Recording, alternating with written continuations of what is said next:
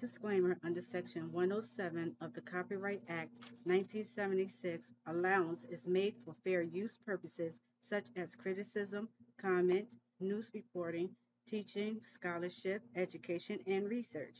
Fair use as a use permitted it by the copyright statute that might otherwise be infringing. Hello everybody, welcome to my channel. I am Afro Goddess. Please do me a favor as you enter the room and hit the thumbs up button. I really appreciate it. Now today's video we're going to talk about London, the dirty money laundry. This is going to be interesting. So without further ado, let's get into the video.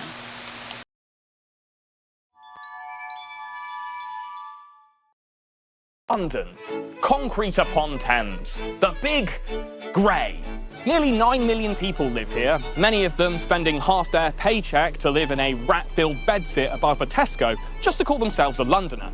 A mostly subterranean species of British person that only cares about money or status and hates anyone with more money or status than them. The puckering centre of this anus town is backed up with snail-paced tourists, illustrious landmarks, and chain restaurants that sell steak made of shoe leather. You'll get some better food and breathable air down south of the river, but you'll also be jostling for space with ketamine-snorting students who are protesting the gentrification of the neighbourhoods that they're currently gentrifying. To the north, you'll find art industry snobs living in million-pound townhouses, living 4 doors down from drill rappers who are bragging about the murders what they done last Tuesday. The east is stuffed with bankers, Eurotrash wankers, and Cockney cab drivers who consider themselves the last real Londoners, even though they all live in Essex.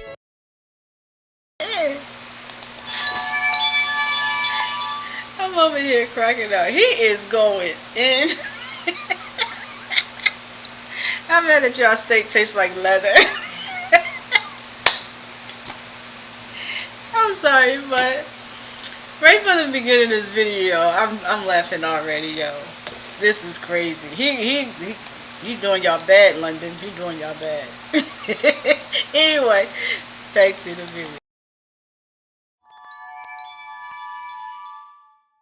The west is the only part of the city that isn't crammed with cretins, and that's because it's empty, filled with the micro-mansions of Russian oligarchs, corrupt politicians, and the rotting remnants of the British aristocracy. These are the people who really own London, and this is the story of how they ruined it. 1950s London was like a different planet. The streets were occasionally clean, heads were mostly hatted, and the river was filled with all the stuff that the city was pilfering from the rest of the planet. The British pound reigned supreme as the world's reserve currency. That was until the country went bankrupt, fighting 2 world wars and losing the empire that made it rich in the first place. India broke free of British control in 1947, starting a chain reaction of other countries deciding they didn't want a jewelry-topped 25-year-old as their god-queen ruler either. This was all very bad news for London, as it couldn't really afford any more wars, but it also couldn't afford to lose control of all the resources that it had acquired by gunpoint. After this, the only thing that was sustaining London as a financial powerhouse was its control over the world's largest trade funnel, the Suez Canal.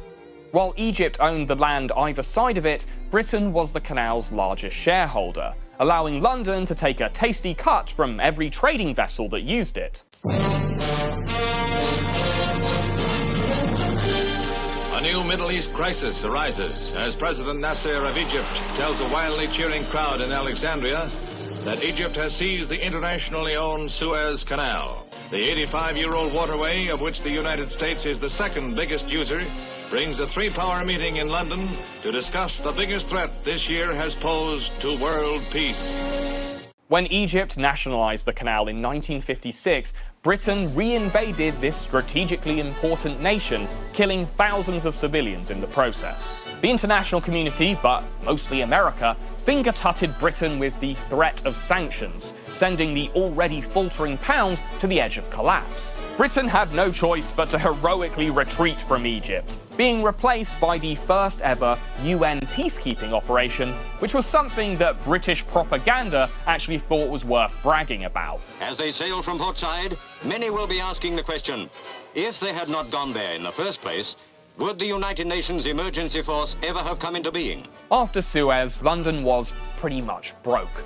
All that had to remember the glory days of empire were the many treasures and priceless artifacts that it keeps in the British Museum, still retained today under the internationally recognised principle of finders keepers, losers weepers. The British Empire itself was reduced to a few mosquito-ridden, resource-free rocks in the middle of the world's oceans. And we'll get back to them, but first I need to explain something about the City of London.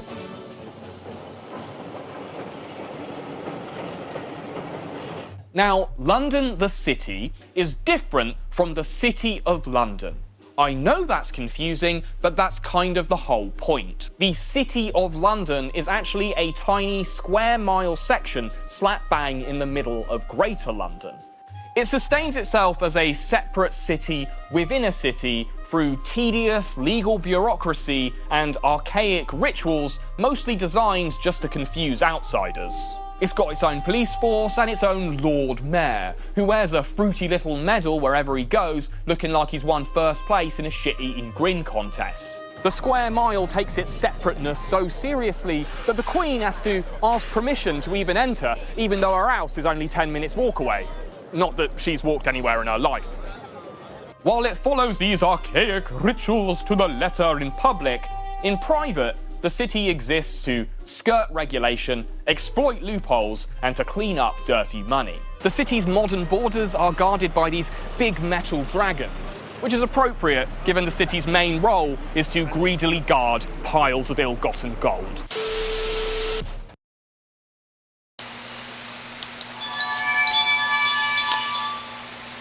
This is what I don't understand. This was told to me, that you have the Queen and all of them over there in that big old brick mansion, whatever the heck, with the beautiful horses, and the men that ride the horses mean as hell. But besides that, right, the point that I'm making is that you have the Queen and they have their own money. Beautiful money, as a matter of fact. I told one of my brothers that, you know, I want one of those just to hold on to it because I just think it's pretty, right? But you have this Queen and King there that really holds no weight. They're not the ones that's the lawmakers. They hold no weight. And I'm like, wait a minute, hold on. What? They're not the one that makes the rules or any of that? And they was like, no. I was like, but y'all have the Queen faces on the money. I'm trying to understand. Yeah, it's the Queen faces on the money, but they're not law. They don't make the rules. They don't make the laws. They don't do any of that. They're not part of nothing. They're just there. And I was like, what? You know, that sounds so crazy to me, but now I know. Now I know. They're just, it's just the name. And what really blew my mind for a very long time is I didn't understand why America was so into the royals, because the royals, they never did nothing for us. So I never understood why Americans was just so go-ho over the Queen. She ain't no queen of mine, right? So I just didn't understand it. But when I was told they really hold no weight, I was blown away by that. I'm like, wow, really? Thanks for video.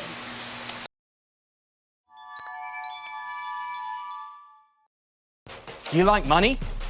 Then you should check out Honey. Honey is America's #1 shopping tool, and with just a couple clicks, it can be your online savings sidekick. Honey automatically searches for discount codes and applies them for you, saving you hours of Googling. Remember, time is money, and money is money. This cordless circular saw could have cost me an arm and a leg, but by applying Honey's discount, I can now conduct amputations without any of those pesky hospital bills. With inflation, tax season, and the spiraling cost of being not dead, it's important to find savings where you can.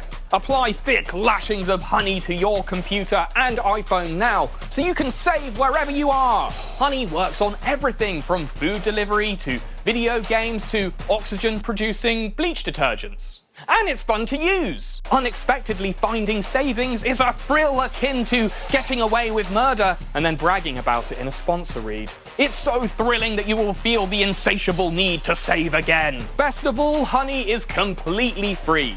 So get it now by going to joinhoney.com/ordinarythings. Or else! Back in the middle of the last century, the city was going through an identity crisis. No longer the purse holders for the world's greatest empire, the chinless aristocratic freaks that ran London's oldest banks needed a new way to feel superior to everyone. Usually change isn't something the British upper classes handle very well. These are the kind of people that have an aneurysm if their cutlery isn't presented to them in the right order. But as the empire collapsed, London banks were forced to handle America's change. The dollar had replaced the pound as the world's reserve currency, so it was all about the Benjamins in the City of London and pretty much everywhere else. The dollar was so strong that even Soviet Russia needed to trade in them. But the Soviets were worried about having their US currency frozen by the Federal Reserve, so they deposited their dollars where they thought they'd be safe, in London banks. Seeing an opportunity, an unnamed executive at Midland Bank did what the city does best. He created an overly complicated financial ritual that turned money into better money. He invented the Eurodollar. Now look, this shit is a bit complicated, but once I'm done explaining it, you will sorta understand the basis.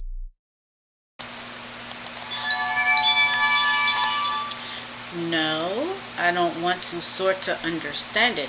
I need to understand it. Don't say sorta, because once you say sorta, that means this stuff's still going to sound chaotic and confusing. Right? I need put this in simplest form as you possibly can, because this is already as confusing as it is with the currency and all that there. But that gold was beautiful though, I must say. Ooh, it was shining, it was looking lovely. But yeah, I need for you to make sure that I can understand this. Don't say possibly or any of that. No, I need to understand.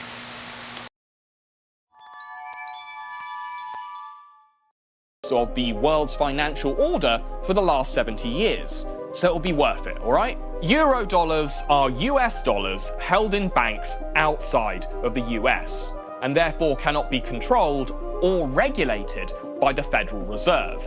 During this time, the Federal Reserve and pretty much everyone else was terrified of inflation, even more so than they are now. America remembered the Great Depression, and Europeans remembered how Germany went from carrying Deutschmarks in wheelbarrows to stitching swastikas to their sleeves in the space of a decade. So to keep inflation in check, the Federal Reserve restricted how much interest banks could earn from lending dollars to a measly 1%. But Midland Bank decided that their dollars didn't need to follow these rules. They could lend them out at higher interest rates to anyone they liked with no oversight from Uncle Sam. They could lend these dollars to, say, Russia, who no longer had to worry about US sanctions on their US currency. So the USSR could roll tanks into Hungary without having to worry about how America might feel about it. London no longer had the cash to invade countries or strip them of their resources. But they could act as the bank for all the countries and individuals that could. Nearly every major London bank copied Midland's great idea. Soon, even American banks were setting up shop in London so that they could trade in these unregulated super dollars too. This allowed London to compete with New York as the world's financial center. And it also gave the city a use for all those pointless little islands it still owned. Welcome to the Cayman Islands, a tropical paradise full of surprises. These tiny little map dots 500 miles south of Florida boast clear Caribbean blue seas, white sands, and trillions in dirty dollars. The Cayman Islands is the 5th largest financial center in the world, which means that it's only the second most surprising thing about them that they're technically British. The islands were first exploited in the 1700s for their natural abundance in delicious turtle meat. But overfishing colonizers quickly reduced the island's native population to soup. Its neighbor, Jamaica, became independent in 1962. The Caymans remained British mostly because Jamaica didn't want them, but also because they lacked enough natural resources to become an independent economic entity of their own.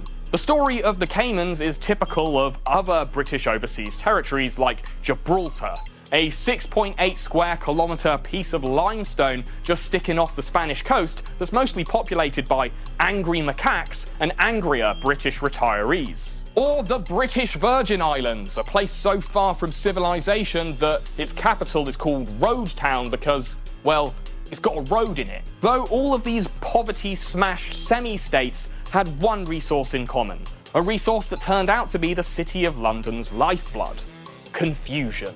The weird legal limbo that made these places both British and not British at the same time. This is why accountants and lawyers from the City of London landed on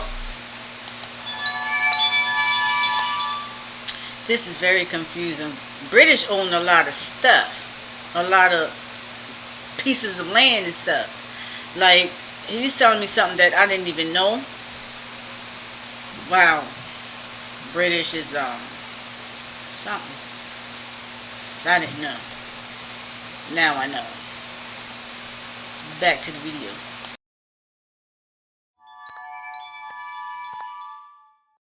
In the 1960s to draw up new banking secrecy laws for these islands.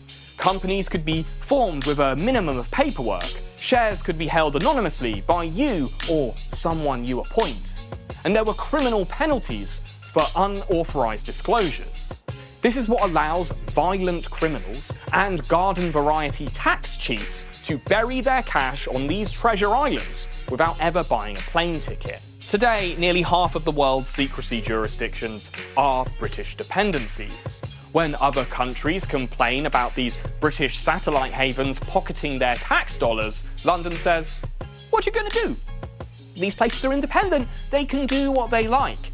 Even though Britain appoints their governors and can veto legislation, it just chooses not to. Make no mistake, London is the real secrecy jurisdiction. It's where the idea was cooked up, it's where most of the paperwork still gets done, and it's where these secretly owned assets actually have street addresses. The islands themselves are essential to the grift, but they are barely relevant in the day-to-day process.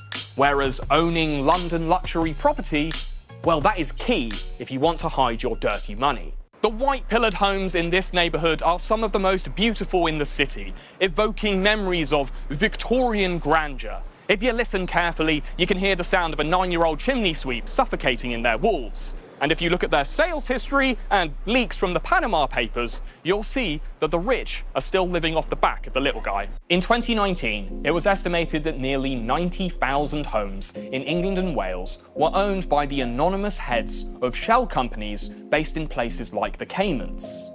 The City of London itself has some of the country's highest property prices, but also has the highest proportion of empty homes. These fancy townhouses remain pristine, partly because owning them is more important than living in them. They're essentially show homes that don't show you who owns them. And this is achieved through a process called layering. Tax haven shell companies are like onions. They fucking stink. Actually, shell companies are more like bubble tea.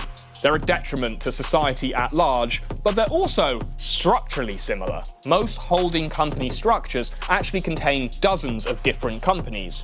Each of these shell companies will own different assets. A private jet there, a portfolio of stocks here, and maybe a luxury London townhouse. Homes on this street rarely sell for less than £10 million, traditionally owned by ex-prime ministers and retired celebrities, or more accurately, owned by their tax haven shell companies. All of these will be secretly registered in different territories, and these paper-thin businesses will be owned by different people, usually family members or paid associates. But all of these separate companies will ultimately be contained in a single, invisible financial instrument known as a trust. A financial trust is the most important and actually simplest financial instrument in the tax dodger's arsenal. It originates from medieval times, where a crusading knight could convey ownership of land to a guardian with the understanding that it would be given back when he returned from his genocidal holiday.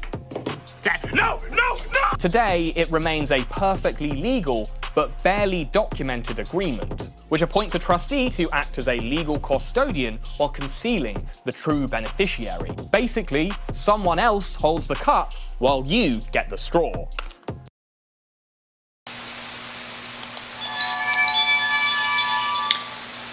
Wow, this is so deceiving. This is so deceiving. This is crazy. This is confusing. This is, I don't know, evil bullshit. You know? Wow. This is so deceiving. I tell you, boy, people and money is power, and I tell you, people do some evil stuff when it comes to money, and that's a fact. Darn shame.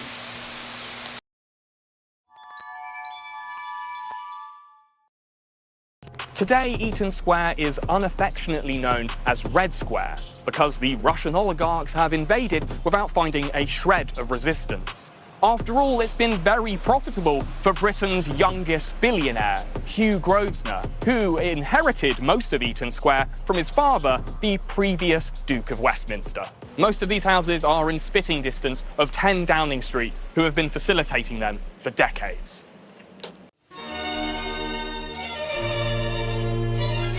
By the 1980s, the City of London was rich again, partly by exploiting the power of its overseas territories. Burnt-out yuppies may come and go, but smoked salmon and bubbly goes on forever. The euro-dollar market had also grown faster than a fatberg in a London sewer. In 1980, the market was worth nearly $500 billion. By the end of the decade, it was worth over $4.8 trillion. So the City of London kept on with its gaudy little rituals and games of dress-up while it scrubbed the world's dirty money clean. The Bank of England still had one foot firmly rooted in the past, continuing archaic rituals that were meant to somehow stop the whole economy from grinding to a halt. Like printing money that no one would ever use and locking it away in a tiny little lunchbox. Each is worth £1 million. They never go into circulation, performing only a highly technical banking function. They never leave.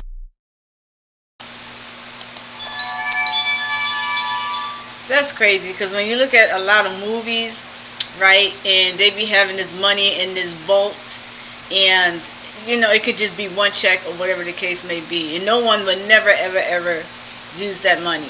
That is, when he said that, that reminded me of these movies that we be watching. It looks so rich-like, you know, but, wow, that's crazy. That's crazy. I mean, with the eyesight, you be like, wow, it blows your mind. But really, technically, it's really meaningless. Really, because it's just like you said. I mean, you're printing money that you would never, ever use. You know? And it's in this, what he would call this lunchbox. But it's really, you know, vault. You know? That was funny. This guy's shot out. He's funny.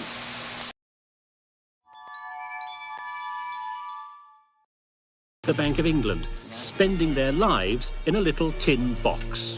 As other financial hubs like New York caught up with London's tricks and began exploiting their own secrecy jurisdictions, London was forced to modernise in some ways. Everything changed in 1986 when the London Stock Exchange adopted electronic trading and made shouting their trades across a spittle-ridden floor redundant, with traders celebrating the end of this era in dignified, traditional British style.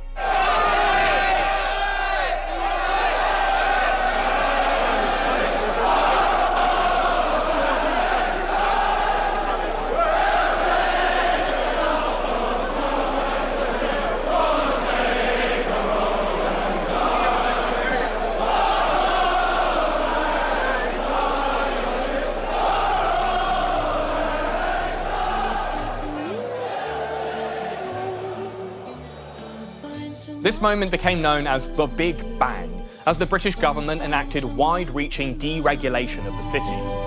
It's going to change. The stock market will be a car park in 5 years' time. I'll have made a fortune, and that's what I want. Trading became cheaper and more competitive, and centuries-old firms were bought by foreign owners. In just 2 years, the value of traded shares increased by 1,500%. But you wouldn't mind being described as a yuppie yourself? No, I am described as a yuppie. I'm the oldest living yuppie. Many of those top-hatted public schoolboys were pushed out or retired.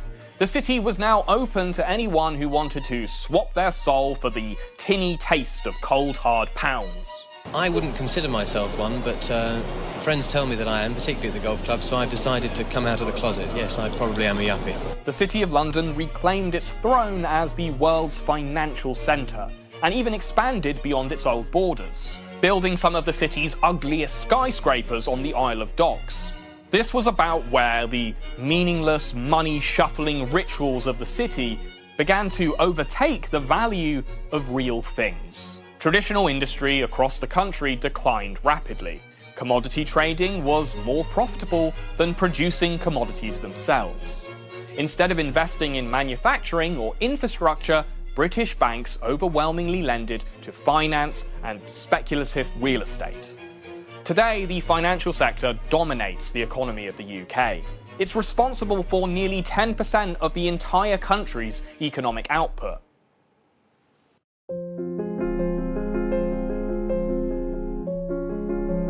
I should say, I don't want to pay tax. Nobody enjoys it. What annoys me is that these people think they're exempt from it. And what annoys me even more is that it's ordinary people who end up footing the bill. Energy bills in the UK are spiralling. The cost of living generally is going fucking bananas. I mean, there's no other way to say it. Even the usually optimistic and empowered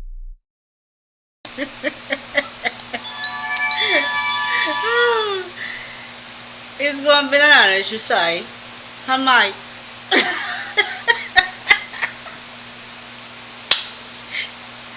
I like this guy. This guy is funny, man. It's funny. I don't care, but I'm going to the UK. I'm going to the UK. Hopefully soon. I'm coming, y'all. I'm coming. This guy's funny.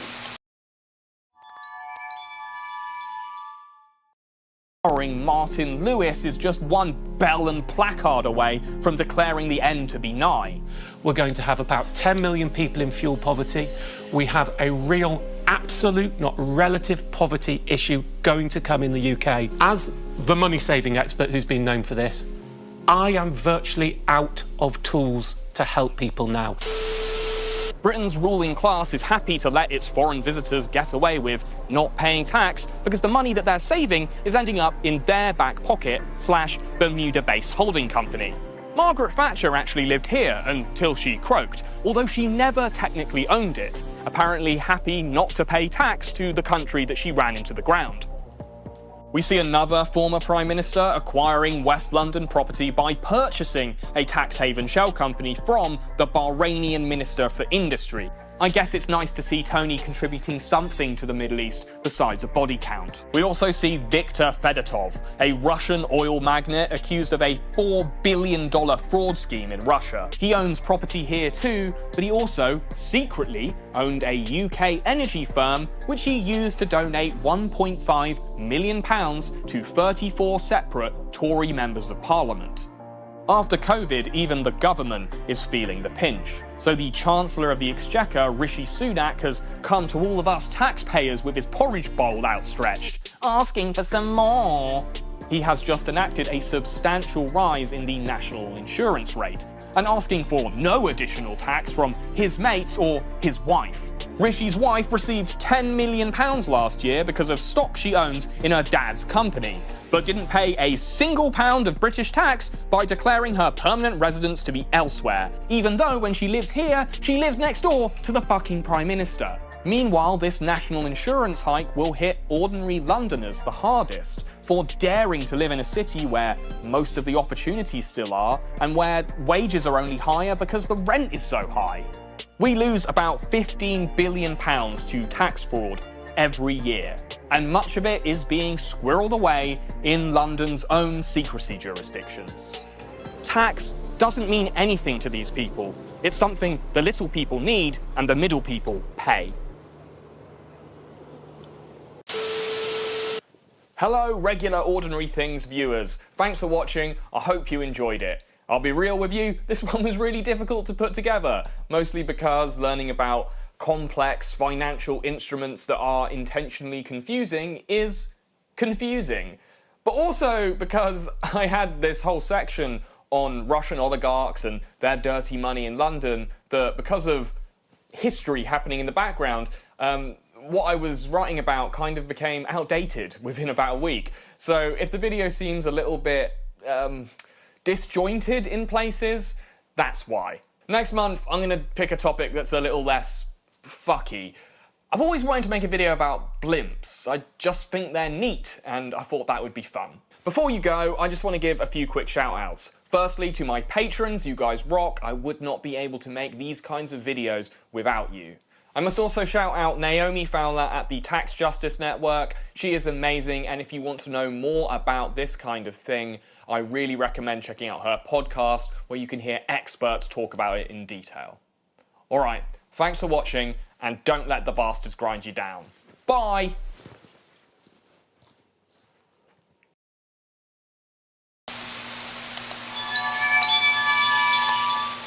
Well, I must say, this was a bit complicated. Close enough. Anyway, it was a little bit complicated, but it was so much fun. I had fun watching this. Shout out to the guy that did this video. He made it fun. He made it funny. It was still confusing. Whatever, but it was fun looking at it, though. So, yeah, everybody. Thank you, everybody, for stopping through. Hit the thumbs up button. Leave a comment after the video. I like reading comments. So, until next time, everybody. I'm still laughing, y'all. I'm sorry. So, until next time, everybody. Please be safe. Peace. Afro Goddess is out.